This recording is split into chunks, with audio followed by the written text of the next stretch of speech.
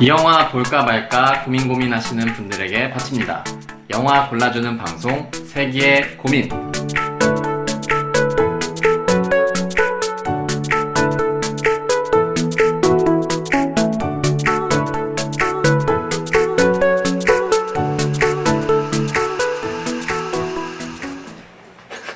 이렇게 슬프게 에어컨을 바라보십니까? 에어컨 없는 세상에 살고 싶지 않습니다. 네, 저희가 이 소음이 발생하기 때문에 에어컨을 쉬는 시간 동안 쐬고 다시 에어컨을 끄고 이제 2부 그 녹음 버튼을 눌렀는데요. 그 영화 뭐죠? 영화 골라주는 방송 세계의 고민이고요. 네, 이 2회의 2부. 네. 네, 헷갈리네요. 처음 하다 보니까. 그래서 앞에는 저희가 그 6월 마지막 주 상영 예정작들 소개를 좀 드렸고, 이제 오늘 좀 주되게 또 한 작품을 말씀을 드릴 건데, 그거는 이제 정병길 감독님의 악녀라는 작품, 저희가 지난주에 보고 왔죠. 네, 그래서 오늘도 서은호 선생님을 모시고 악녀에 대해서 얘기를 나눠보겠습니다. 그래서 악녀가 어떤 영화인지 오늘도 소개를 좀 해주세요. 그 악녀는 정병길 감독의 세 번째 장편 영화고요.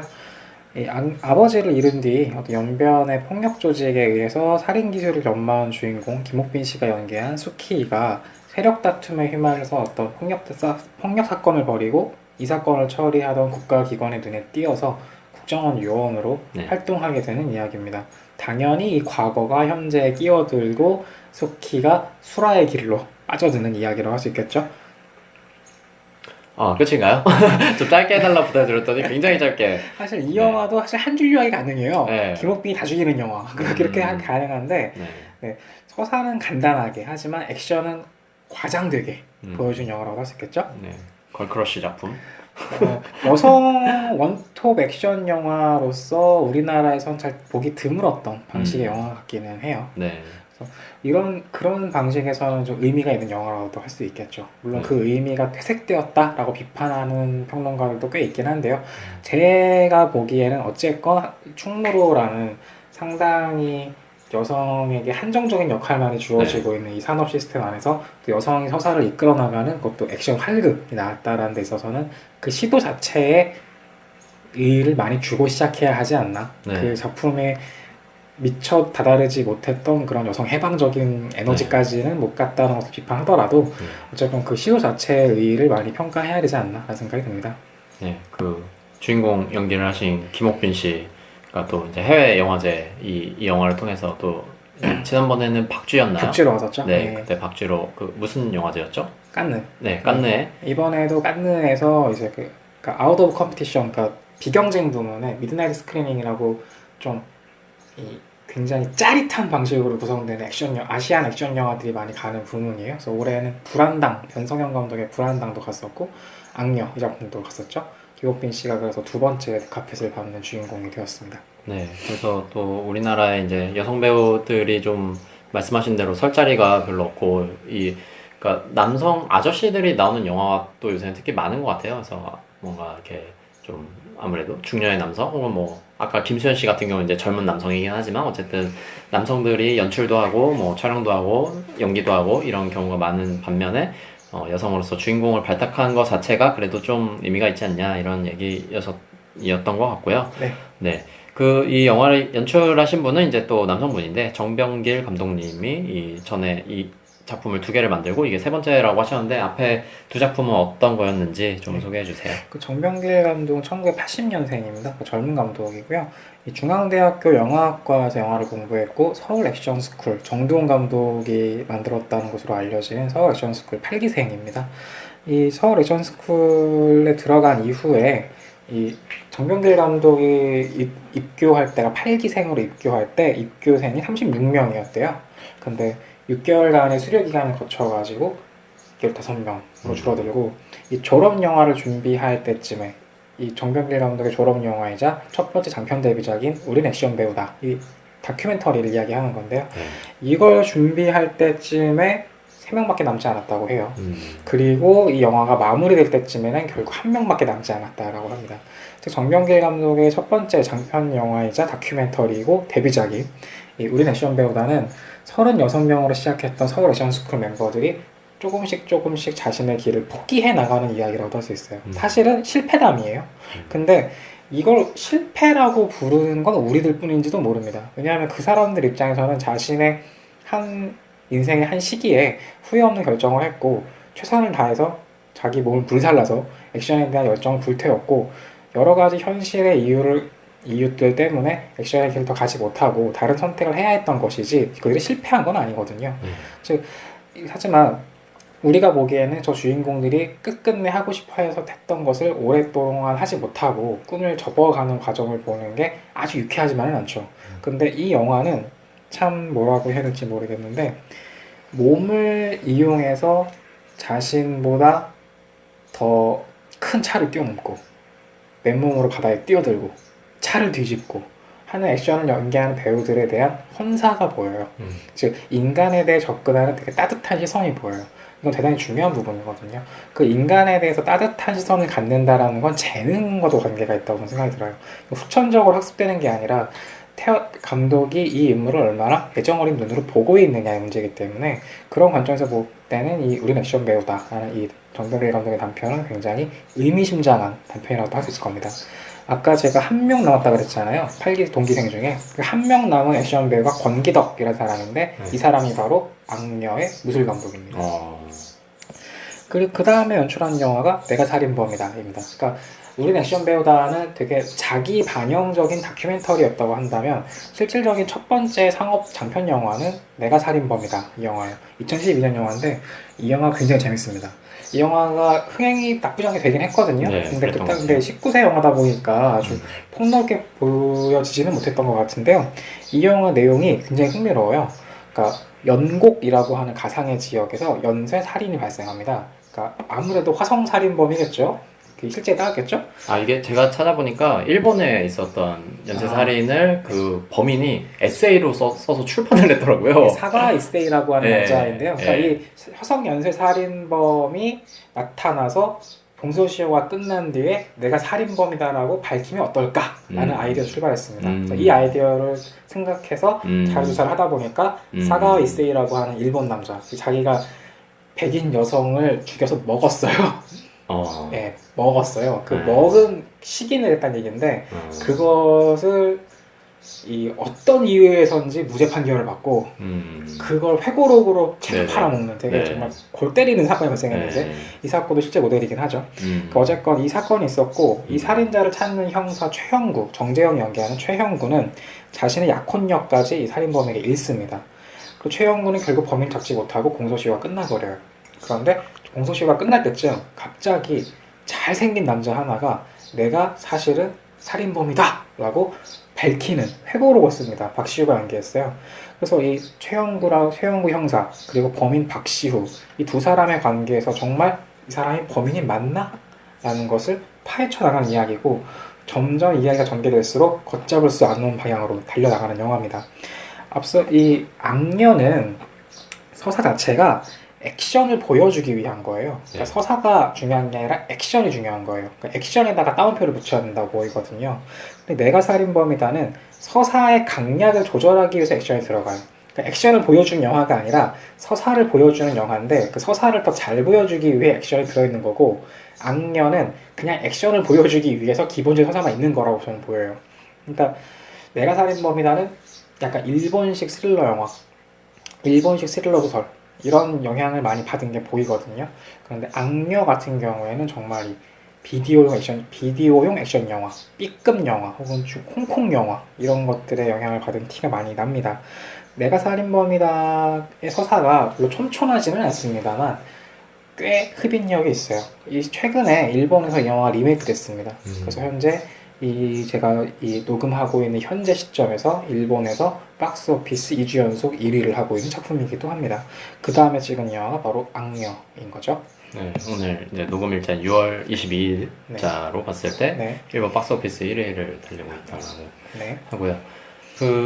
다시 악녀 얘기로 좀 돌아와서 이제 영화 일단 처음에 딱 시작할 때 보면은 이제 아까 그 액션을 위한 영화로 보인다 이렇게 얘기를 하셨는데 이 많은 액션 영화들이 보면 앞에 그래도 조금 뭔가 이야기가 가거나 약간 좀 지루할 수도 있는 이런 어떤 소개 뭐 이런 스토리 이런 게 좀 나아가다가 이제 뭐 이제 점점 과한 액션이 오고 점점 하이라이트가 되고 이런 구성을 많이 봤는데 이건 그냥 시작하자마자 엄청난 액션을 때려 박아요. 그래서 그렇죠. 그 대단히 인상적이었는데 처음에 이제 딱 그 주인공 1인칭 시점으로 해서 이제 그 지난 회에도 얘기했던 그 1인칭 시점이죠. 이제 주인공의 눈으로 보는 듯한 그런 이제 시점으로 그 앞에 그 굉장히 그 게임 화면 같은 느낌이 많이 나요. 그래서 앞에 칼을 쥐면은 그 칼을 든 손이 카메라에 보이고 또 총을 잡았을 땐 총이 그 앞에 딱 보여서 내가 저 캐릭터를 이제 움직일 수 있을 것만 같은 그런 느낌이 드는 그런 이제 시점샷으로 굉장히 길게 그 저희가 롱테이크라고 하는데 끊지 않고 오랫동안 가는 롱테이크로 이 어마어마한 액션씬이 나옵니다. 네, 어떻게 보셨나요? 그러니까 첫 장면부터 달리죠. 네. 근데 아무래도 올해 초에 개봉했던 영화 중에 이 하드코어 헨리라고 영화 80분 내내 1인칭 시점의 액션 장면만 이어지는 영화예요. 이걸 떠올리시는 분도 계실 것 같아요. 그러니까 이건 게임에 가깝다는 이야기죠. 영화의 연출 족법이라기보다는 이 1인칭 화면이라는 게 우리한테는 FPS 게임, 그러니까 네. 1인칭 시점의 액션 게임, 그러니까 서든 어택, 카운터 스트라이크, 뭐 요새 오버워치. 오버워치, 네. 저 펜타킬 뭐 이런 이런 영화에서 익숙하게 보던 장면이죠. 혹은 이제 VR 컨텐츠의 방식이기도 해요. 이 정병길 감독이 실제로 이 VR 단편을 연출해달라는 제안을 받고 한동안 작업을 썼는데 예, 결과까지 나오진 않았습니다만 이걸 공부했던 이 시간들, 이걸 공부했을 때 찾아봤던 정보들, 고민했던 것들이 이 영화 오프닝에 들어가 있다라고 인터뷰에서 얘기하더라고요. 아, 이 조금 뜬금없는 얘기일 수도 있는데 액션에도 그 액션을 통해서 끌어내려고 하는 어떤 정석, 그 어떤 효과, 이게 성공적으로 발생해야 그 액션이 인상적으로 보입니다. 그냥 싸움박질이 보고 싶으면 애초에 각본이 없는 격투기를 보면 되죠. UFC를 보면 되죠. 근데 우리가 영화를 통해서 액션을 본다는 건 단순히 몸과 몸이 부딪히는 그 순간의 파열을 보겠다는 게 아니고 그 액션이 성립하는 그 당위성, 액션을 통해 전달하고자 하는 감정, 액션을 경유해서 영화가 가는 길에 동의하냐 아니냐 이런 문제들이 발생하거든요. 그런 점에서 볼 때 악녀에서 이 오프닝에서 1인칭으로 전개되는 액션 장면은 일종의 선전포고라고도 볼 수 있어요. 네. 지금부터 난 달릴 거다. 따라와라. 즉 시작부터 말씀하신 것처럼 엑셀을 때려밟고 네. 시작하는 이야기라고 할 수 있겠죠. 그리고 거의 게임을 하듯이 눈앞에 보이는 적들을 베어 넘기는 장면이 이어집니다. 거의 플레이스테이션 게임이라고 할 수 있는 진상공무상처럼 장수 한 명이 적진 한복판에 들어가서 막 80명씩 100명씩 죽이는 네. 그런 게임이 연상될 정도예요. 동시에 시작부터 때려밟은 이 엑셀의 힘을 약하게 만들 수 있는 요소들은 다 배제되어 있어요. 이 오프닝 장면에서. 죄책감, 피로감 이런 건 다 배제되어 있습니다. 이 악녀의 오프닝이 완벽한 원테이크는 아니에요. 그러니까 롱테이크랑 원테이크는 좀 다른데요. 롱테이크는 최대한 끊지 않고 길게 찍는 걸 이야기하는 거고 원테이크는 그 한 번으로 끝나는 걸 이야기하거든요.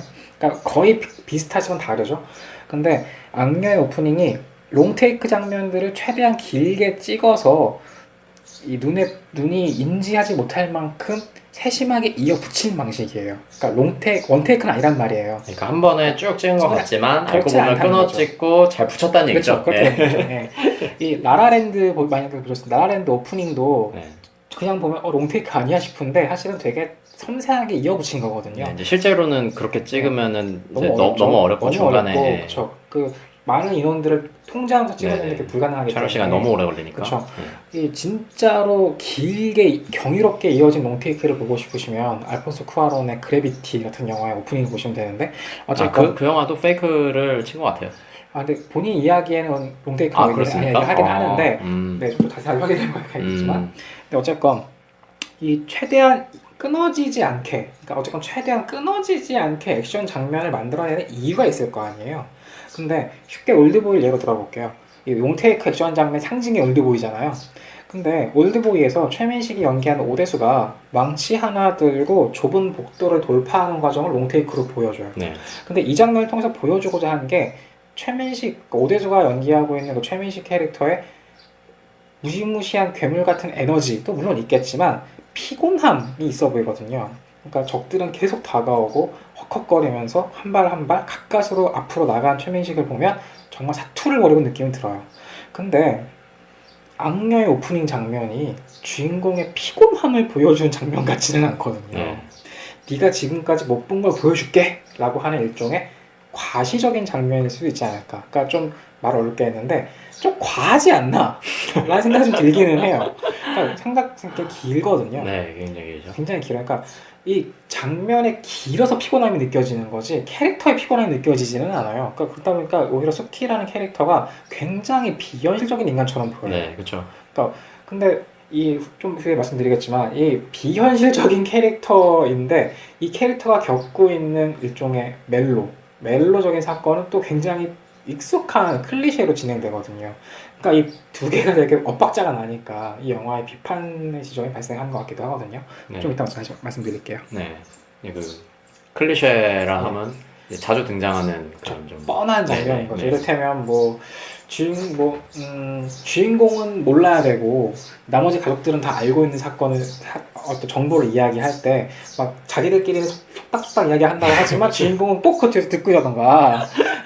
네, 네. 그러니까 어떤 장르마다 이제 굉장히 많이 반복되는 그쵸. 그런 익숙한 모습들 네. 이런 것들 어떤 뭐 클리셰라고. 네, 뭐 하죠. 이렇게 인물들이 공항에서 만날 때 꼭 그렇게 시선이 엇갈린다던가 네, 뭐 그런 네. 거 이야기하는 거죠. 네, 그런 것들 이제 멜로 부분에서는 좀 그런 게 나오고 네. 액션은 좀 멋있긴 한데 저렇게까지 보여줄 필요가 있나? 근데 굉장히 멋있긴 하더라고요. 멋있긴 해요. 이게 어떻게 저런 무술 액션을 했지? 싶을 정도로 대단히 액션 영화사에서는 우리나라에서 어떤 한 점을 찍는 작품인 것 같은데. 그러니까 이 액션 키드라고 할 수 있는 사람들이 있어요. 네. 그러니까 우리 감독 중에도 네. 성룡이란다. 류승환이죠. 네네. 류승환이 성룡을 따라가고 보고. 싶어 하지 않았는데 네. 류승환 영화를 보시면 어느 순간부터 액션만 보여준 영화는 아니에요. 근데 그렇게 건너가게 된 기점이 짝패였거든요. 네. 그러니까 짝패라는 영화를 보시면 류승환 감독이 직접 배우로 출연하고 정두원 감독이 같이 출연한 나오죠. 영화인데 정말 그 얘기는 연기는 포기한 영화란 말이잖아요. 연기와 어떤 연기는 비주얼을 약간 연기는 포기하는 영화고 그냥 어떻게 하면 액션을 보여줄까만 그쵸. 고민한 영화예요. 그러니까 이제 그 이후 영화는 액션만 보여준 영화는 아니게 되거든요. 근데 한 번 정도는 액션 키드들은 자기가 갖고 있는 모든 액션에 대한 열망을 쏟아내고 싶어해요. 이제 그렇게 만들어진 영화가 우리나라 이렇게 썼는데 방금 말씀드렸던 류승환 감독의 짝패, 원신영 감독의 용의자, 공유가 나왔던 영화죠. 공유가 그 북한 공작원 나왔던 이야기인데 네. 정말 경이로운 액션 장면이 이어집니다. 그리고 이 서울 액션스쿨 8기 출신의 정병일 감독의 악녀 같은 네. 영화가 있겠죠. 그러니까 한국 액션 영화에서는 굉장히 오래 남을 네. 영화라고 생각이 들어요. 네. 근데 이 악녀라는 작품을 보면은 저희가 그때 이 영화를 같이 봤는데요. 네.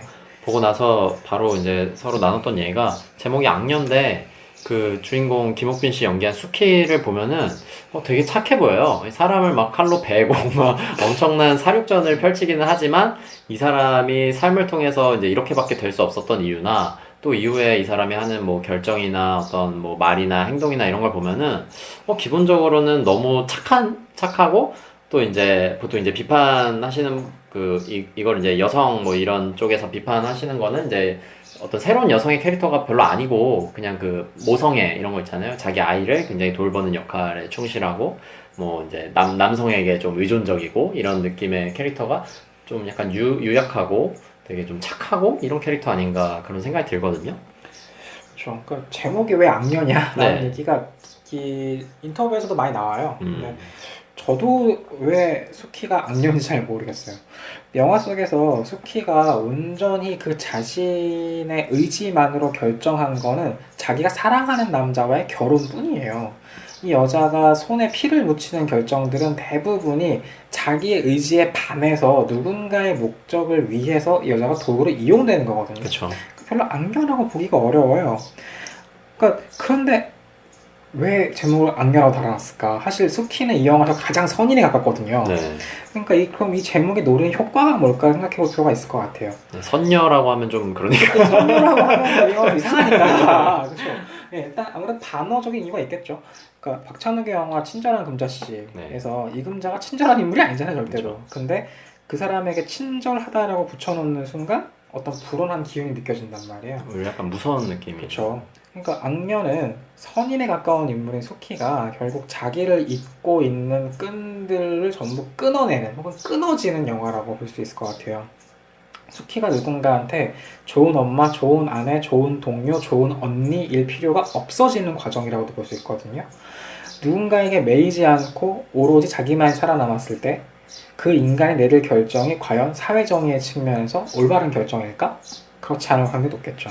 말 그대로 수키의 다음 삶이, 그러니까 이 엔딩 크레딧 이후의 수키의 삶은 악녀에 가깝지 않을까라는 추측을 해볼 수 있기는 해요. 영화 자체에서 수키가 악녀라는 게 보이지는 않겠습니다만, 이건 서사적인 이유고, 제 마음에 조금 더 드는 생각은 그냥 장르적인 힘을 끌어온 제목이다라는 거예요. 네. 그러니까 여성 원톱 영화고 착한 여자 이러면 영화가 좀 이상하잖아요. 그렇죠. 좀 에러 영화고, 그러니까 이거를 그냥 장르적인 힘을 이끌어오는 제목이 아니었나 싶기도 하는 거예요. 그러니까 좀 되게 편의적인 제목이 아니었나 싶은 거죠. 아니면 이 김기영이라고 하는 한국의 전설적인 컬트 감독이죠. 네. 근데 지금이야 우리가 김기영 감독의 시대를 살고 있는 사람이 아니기 때문에 컬트 감독이라고 이야기하지만 당대의 흥행 감독이기도 했거든요. 네. 이 감독이 만든 일련의 녀 시리즈를 연상할 수도 있을 것 같아요. 이를테면 한여, 환여, 충여, 환여 82 같은 영화들. 김기영 감독이 이 화재로 사망했는데요. 이 죽기 직전까지 기획했던 영화 신작 제목이 악녀였어요. 즉 기괴하고 기이하고 무언가 들끓는 그 느낌. 그러니까 김기영 감독이 일련의 녀 시리즈를 통해 만들어낸 이 느낌에 어떻게 보면 좀 끌어온 거 아닌가, 이 에너지를 차용한 거 아닌가 싶은 의심이 좀 들기도 합니다. 그러니까 제목이 적합했느냐라고 물어보신다면 적합했다고 보기는 좀 어렵지만 장르적인 힘을 끌어오는 데 있어서는 나는 나쁘지 않았다라고 볼 수 있을 것 같아요. 이게 그 캐릭터에 있어서 좀 더 진짜 악한 느낌이 좀 더 있었으면은 오히려 좀 서사적으로 재미가 있지 않았을까 이런 생각이 드는데, 그 아까도 이제 스토리 얘기를 했지만 그 스토리는 아무래도 좀 기대보다는 액션에 비해서는 좀 못 미치는 느낌이 좀 많이 들더라고요. 저는 좀 아쉬웠는데, 특히 이제 액션을 멋있게 아주 쫙쫙쫙 달려 나가다가 뒷부분에 이제 그 이 주인공 수키가 그 국정원에 들어가서 일을 하는데, 여기 이제 스포일러가 좀 될 수 있겠네요. 제가 자세히는 얘기를 안 해야겠네요. 어쨌든 멜로 라인이 좀 등장합니다. 그렇죠. 그래서 수키가 이제 그 국정원 일을 하는 수키가 멜로 라인에 접어들어서 어떤 남성분과 이제 점점 정이 드는 그런 연출이 나오는데, 여기서 이제 아까 말씀하신 그 클리셰라고 한 굉장히 그 진부한 설정들. 옆집 남자. 네, 그래서 옆집 남자고 뭐 이 여자분은 이제 아주 어리고 귀여운 딸이 있는데, 얘가 이제 이 남자분한테 막 다가가서 좀 뭐 이렇게 귀여운 말도 하고 뭐 둘이 좀 약간 친해지기도 했다가, 아저씨가 우리 엄마 울렸어. 네. 네, 그래서 이 딸을 뭐 좀 봐줘야 되기 때문에 이 남자가 이 딸을 봐주느라고 좀 여자가 어디 나갔다 오기도 하고 뭐 요런. 네, 집에도 들어가고. 네, 그러다가 뭐 이삿짐 뭐 날려다가 뭐 떨어뜨리고 뭐 이런 것들 있잖아요. 네. 굉장히 보기 어려웠어요. 그래서 보면서 이게 대대치 저는 웃기라고 찍은 건가 싶을 정도로 약간 좀 그랬는데, 왜 이렇게 좀 진부한 장면들을 넣었나 아쉽다는 생각이 많이 들었는데요. 일단 그 수키의 딸 역할을 맡은 아역 배우가 네. 연기를 제일 잘한 것 같아요. 연기는 잘하더라고요. 그러니까 귀엽고. 그러니까 김옥빈 씨가 액션에서는 거의 뭐 신기원에 가깝다 연기를 했다고 볼 수 있는데, 드라마 연기에 있어서는 사실 수키라는 캐릭터가 드라마적으로 그렇게 매력이 별로 없어요. 액션 말고는. 네. 근데 그 수키의 딸 역할은 정말 드라마적으로 매력이 대단한 인물이었어요. 그 연기가 이 캐릭터들 설정이 약간 저희가 이제 스토리상에서 완전 납득이 안 된 상태로 자꾸 무리한 설정들이 가해지다 보니까 연기가 좀 어색하게 느껴지는 게 아닌가 이런 생각이 들던데요. 이게 선입견일 수도 있는데, 네. 정병길 감독도 어쨌건 제도권 영화 교육을 받은 사람이거든요. 네. 그리고 연기 연출도 당연히 배웠을 거란 말이에요. 그렇죠. 근데 내가 살인범이다 때만 해도 그렇게 어색한 느낌이 별로 없어요, 배우들이 연기가. 근데 이 영화는 좀 어색해요, 네. 어딘가가. 근데 이 영화에 등장하는 배우들이 연기를 못하는 배우들은 또 아니거든요. 그럼요. 네. 뭐 김서영 씨나 신하균 씨나 김옥빈 씨도 물론 말할 것도 없고, 그러니까 다들 연기를 다 잘하시는 분인데 뭔가 상황 자체가 딱 떨어지지가 않으니까 그러니까 연기가 떠 보이는 느낌이 어색한 있어요. 그러니까 사실 우리가 연기를 전문적으로 배우지 않은 사람이 연기를 이야기한다는 게 참 주제 넘은 일이긴 해요. 네. 근데 어딘가 좀 떠 보인다? 네. 이런 느낌 주기는 합니다. 어쨌건 멜로의 이야기를 해보자면, 정병길 감독이 시네21과 한 인터뷰에서 자기 영화에서의 멜로가 어떤 의미인지를 밝힌 바가 있어요. 잠깐 인용해보면요. 여자가 남자와 제대로 맞붙었을 때 이길 수 있는 힘의 원동력은 무엇인가? 그건 마음가짐이라고 생각했다. 사랑하는 상대에게 깊은 배신감을 느낀 누군가가 초인적인 힘을 발휘한다는 설정이라면 여자가 남자를 이길 수 있다는 게 설득력이 있어 보일 것이라고 생각한 거다. 결국 우리 영화의 멜로는 액션을 기능하게 하는 원동력이다. 즉 서사가 액션을 위해 봉사한다라는 걸 알 수 있는 부분이거든요. 그런데 멜로가 왜 필요한지는 알겠어요. 근데 그럼 영화에서 멜로가 잘 묘사가 되었느냐 하는 평가가 남죠. 사실 저는 이 부분에 대해서는 좀 조심스러운 입장이에요. 그러니까 양녀는 액션 그 자체가 아주 중요한 마케팅의, 그 세일즈의 포인트예요. 예고편에서도 이미 액션의 일부를 보여주고 있고 그 액션이 얼마나 잘 표현되고 있는지는 우리가 아무리 자세히 얘기한다고 해도 보는 사람들의 감흥을 떨어뜨릴 게 별로 없어요. 그 정도로 생동감 넘치고 파괴적인 에너지가 응축되어 있어요, 액션에는. 그런데 멜로는 악령의 또 다른 축이면서 영화를 보지 않으신 분들은 잘 상상이 안 되는 부분이에요. 감독이 인터뷰에서 밝힌 것처럼 악녀의 멜로는 수키라는 인물이 악녀가 되기 위해 거쳐가는 일종의 통과 의례 같아요. 그러다 보니까 기능적으로 보여요. 근데 영화는 어차피 인공적으로 만들어낸 성이죠. 모든 구성 요소들은 만들어진 거예요. 당연히 기능적이죠. 다만 상업 영화는 그 인공성을 얼마나 잘 제거하느냐, 혹은 오히려 과장해서 스타일로 만들어버리느냐, 이런 문제거든요. 최대한 자연스럽게 가느냐, 아니면 아예 이른바 훅가시로 가느냐, 네. 이 차이예요. 그러니까 얼마나 자연스럽게 가느냐. 즉 봉준호 얘기를 우리가 했으니까 살인의 추억을 볼까요? 살인의 추억에서 시골 마을에 살인이 발생해요. 근데 시골 마을에 살인이 발생했는데 CSI처럼 전문적인 조사관들이 가가지고 막 조큰 뜯어내고 막 지문 채취하고 이러면 이상하지 않겠어요? 굉장히 인공적이죠. 그러니까 봉준호 감독은 시골 형사가 거기를 제대로 통제 못한 상황을 보여줘요. 트랙터가 중요한 그 범인의 발자국을 밟고 수사반장은 논두렁 내려다가 굴러 떨어지고 이런 식으로 가거든요. 즉 인공성을 최대한 배제해버리는 거예요. 혹은 인공성을 강화하는 방식도 있어요. 신세계 같은 영화 보시면 다들 보셨을 텐데 신세계 보시면 이 되게 은밀하고 주요한 얘기를 훤한 대낮에 월드컵 경기장에서 하거든요. 그러니까 이건 장면을 보여주는 거예요. 그냥 그 장면을 보여주는 거지 이 장면이 얼마나 현실적인가 별로 신경 안 쓴 거예요. 하지만 그게 또 매력이 되죠. 훅가시가 멋있는 그쵸? 장면. 그러니까 일종의 멋이 모든 개연성과 리얼리티를 초월하는 거예요. 그런데 악녀는 이 두 가지 모두 좀 걸쳐 있는 것 같아요. 그러니까 최대한 자연스럽게 멜로를 하려고 했는데 그게 그 자연스러운 멜로라는 게 너무 뻔한 데다가 이 연기 연출의 실패까지 섞이면서 되게 이상하게 떠보여요. 그러면서 두 가지 층이 모두에서 일정 부분의 성과를 냈다고도 볼 수 있고 두 가지 층이 모두에서 실패했다고도 볼 수 있어요. 그러니까 이 악녀의 멜로는 정말로 보신 분들이 평가의 문제라고 생각이 듭니다. 네. 그래서 아무래도 저희는 이제 보면서 좀 낮은 평가를 멜로 부분은 특히 좀 아쉬운 부분이 많은 그쵸. 그런 좀 느낌을 많이 받았고요. 네. 이 작품 보면 이제 뭐 다른 분들도 그렇고 킬빌 얘기가 아무래도 많이 나왔을 것 맞아요. 같아요. 그 영화제에서도 많이 나왔을 것 같고 그래서 좀 킬빌을 포함해서 그런 좀 여성이 주인공으로 나서는 뭐 복수극이라고 해야 할까요? 액션 영화들 이런 것들 좀 떠오르는 영화들 재밌었던 것들 이런 게 있으면 추천을 좀 해주시면 좋겠습니다. 인터뷰에서 몇몇 기자분들이 직접적으로 네. 타란티노의 킬빌을 언급하면서 유사성을 묻더라고요. 그러니까 실제로 킬빌에 등장한 장면과 아주 유사한 장면도 있죠. 이 침대 밑에 어린 수키가 숨어 들어가는 장면인데 킬빌에서는 애니메이션으로 처리되었던 네. 그 주인공 킬빌의 주인공 브라이드의 오랜 숙적인 오랜 이시의 어린 시절을 묘사할 때 나왔던 그 장면이에요. 정병길 감독 역시 인정하고 있습니다. 네. 다만 이 장면이 킬빌만의 장면은 아니고 이전의 영화들에서 되게 긴장감을 이끌어내는 이 방식으로 많이 나왔던 장면이고 자기도 찍어보고 싶었다라고 이야기하더라고요. 이 수키를 키운 연변 폭력 조직의 리더 신하균 씨가 연기하는 이중상이라는 캐릭터 두 캐릭터가 자기의 정체를 숨기고 재회에서 짐짓 다른 이야기를 하는 장면은 그러면서 은유적으로 이 긴장감을 끌어올리는 이 장면은 역시 타란티노 영화 바스터즈의 장면하고 거의 유사해요.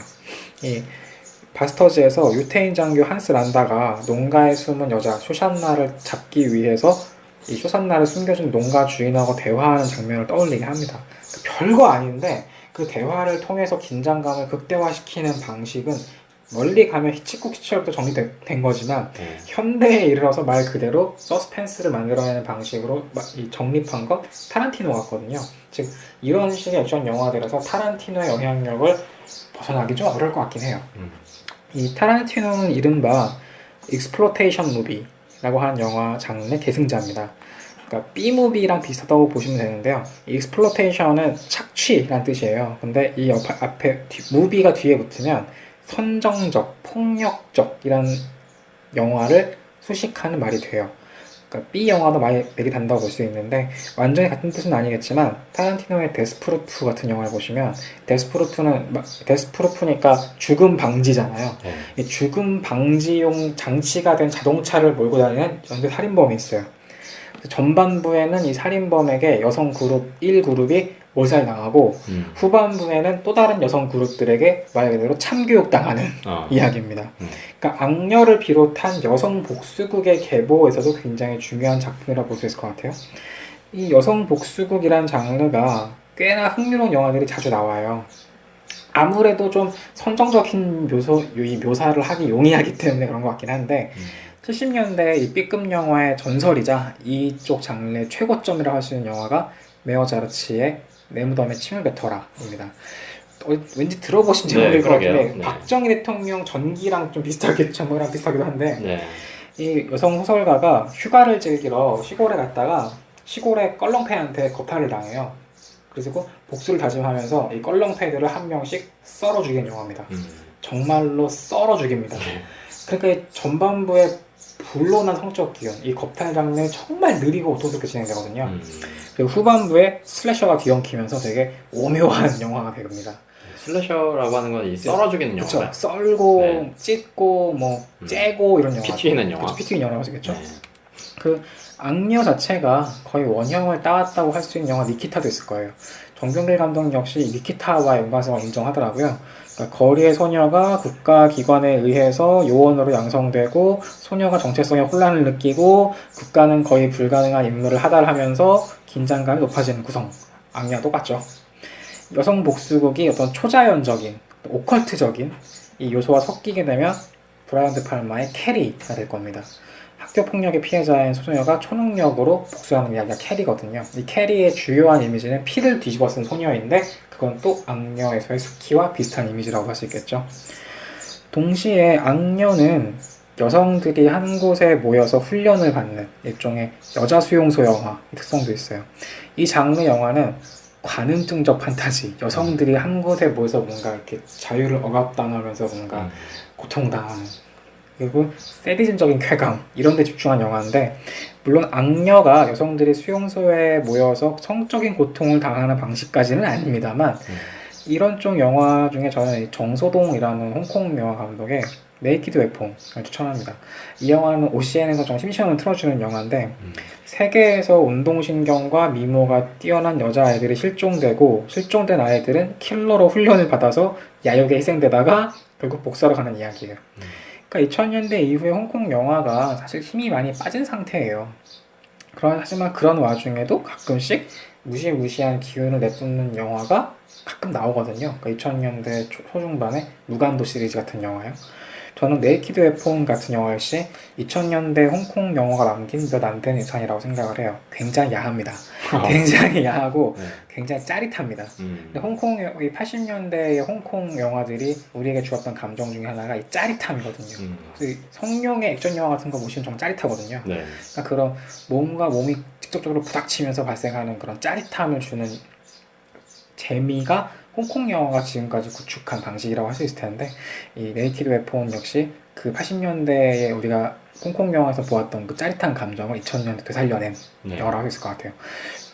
보시면 이딴 걸 추천해? 라는 말이 나올 수도 있는데 정말 그 영화 자체가 주는 말투적인 쾌감에 있어서는 정말 대단한 수준이라고 보면 될 것 같습니다. 네, 네이키드 웨폰 관심 있으신 분들은 한 번씩 보시면 좋을 것 같고요. 네네. 오늘도 대단히 많은 준비를 해오신 것 같아요. 우리 서은호 선생님 감사의 말씀을 드리고. 감사합니다. 네, 저희 이 악녀 좀 요약하자면은 어떻게 좀 정리를 할 수 있을까요? 다른 분들에게 뭐 저희가 이걸 이제 영화를 뭐 추천을 할지 뭐 이건 좀 아닌 것 같다 이런 이제 어떤 길잡이 역할을 해주는 라디오잖아요. 멜로를 참으면 액션에서 보상받을 지니. 아, 한 줄, 그 이동진 씨가 하시는 것처럼 이렇게 한 줄로 딱, 네. 네, 멜로를 참으면 액션으로 보상받을지니, 네. 이렇게 한 줄 요약 딱, 아주 깔끔한 한 줄 요약. 감사합니다. 네. 오늘은 악녀, 이게 사실 그 요새 스크린의 영화가 워낙 빨리빨리 극장에서 내려가지고, 이 사실 얼마나 갈지 잘 모르겠어요. 악녀 작품이 이제 지난주 저희 갈 때까지는 하고 있었고, 지금도 몇 곳은 하고 있을 것 같은데, 이 방송이 이제 25일에 아마 올릴 텐데 6월 마지막 주에는 또 얼마나 많이 걸릴지 모르겠지만 어쨌든 악녀에 대해서 이야기를 좀 나눠봤고요. 이제 그 저희 이 두 번째 시간이었고 다음 주에는 말씀드렸던 대로 봉준호 감독 얘기를 좀 하게 될 것 같고 그 데뷔작이었던 플란다스에게 왜냐면 다른 작품들은 이제 다른 방송에서 다 많이 유튜브나 뭐 팟캐스트나 많이 다루시는 것 같아서 저희는 이번에 그 과거로 올라가서 플란다스에게를 한번 보고 얘기를 나눠볼까 싶고요. 플란다스에게는 사실 지금의 봉준호 영화의 원형들이 다 담겨 있어요. 그쵸. 사실은. 그러니까 네. 봉준호 감독은 데뷔작에서 이미 완성된 감독이에요. 그러니까 이제 그거를 얼마나 더 다른 방식으로 변주하냐의 문제인 거지. 사실 데뷔작에서 이미 완성됐다고 봐야 될 것 같아요.